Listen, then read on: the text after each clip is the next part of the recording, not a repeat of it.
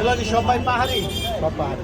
মানে কি টাইপের হয় এগুলো? এই কি জানি কয় একটা দেশি আর একটা কি জানি কয় হাইব্রিড। এই যে পাকছে এটা থাই থাই দেখি থাই তাই না?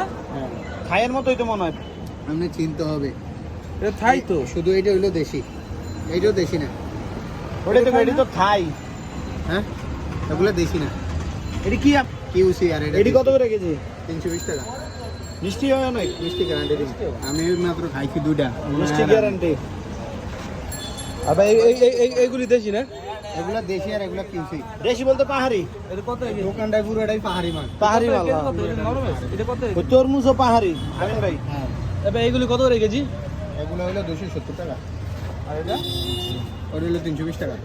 এত দাম করে খাম করে এটা তো 1 কেজি আছে। আরে বেল কত করে ভাই? বেল হইলো 80 টাকা। 100,000 টাকা দাম।